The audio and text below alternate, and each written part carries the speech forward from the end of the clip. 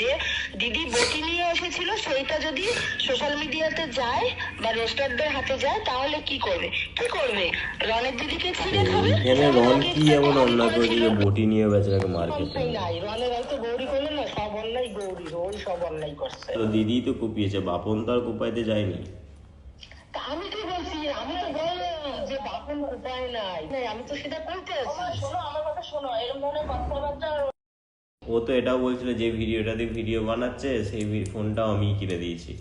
হ্যাঁ, ও তো আমাকে সবই কিনে দিয়েছে। ও আমাকে ফোন কিনে দিয়েছে, ও আমাকে মানে ওই তো আমাকে চালায়। হ্যাঁ দিয়েছে তো কি। এবার এই কথাগুলো সবই তুমি আমাকে পার্সোনালি বলতে পারো, এবার সেগুলো তো সোশ্যাল মিডিয়া করা উচিত নয় না। হ্যাঁ সোশ্যাল মিডিয়ায় কথা বলেছি। ওই যেটা খাবারটা রন পাঠিয়েছিল ওটা নিয়ে তো পোস্ট করেছিল, ওটা রনের মনে একটা কষ্ট রয়ে গেছে। কষ্ট ওর মনেই শুধু আছে রে ভাই। এইগুলো কষ্ট আছে, এইগুলো সবকিছু ঠিকঠাক করার জন্যই তো। আর আমিও মেয়ের ট্রেন টানি, আমার ওটা ছেলে। এইসব জিনিসে তোমার তো একটা জিনিস মাথায় রাখা উচিত ছিল, বটিটা তুমি কিভাবে ধরলে।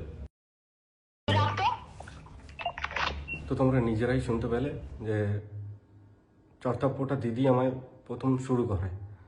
তো আমার অপরাধ কি? আমার অপরাধ এটাই ছিল যে আমার ভাগনার জন্মদিনে আমার ভাগনা মামা বাড়ি গেছিল, মানে আমার বাড়িতে ও গেছিল। আর আমার ভাগনা যে আমার বাড়িতে আছে আর ওর জন্মদিন বলেই আমি আমার বাড়িতে গেছি। আর সেই আমার বাড়িতে যাওয়াটা যে এত বড় অপরাধ আমি নিজেও ভাবতে পারিনি। আমার নিজের হাতে বানানো বাড়ি, যেইখানে যাওয়াটা আমার অপরাধ। আমি এইগুলো আমায় ডিরেক্টলি বললেই হয়, এই সব এত কিছু করার কোনো দরকারই পড়ে না।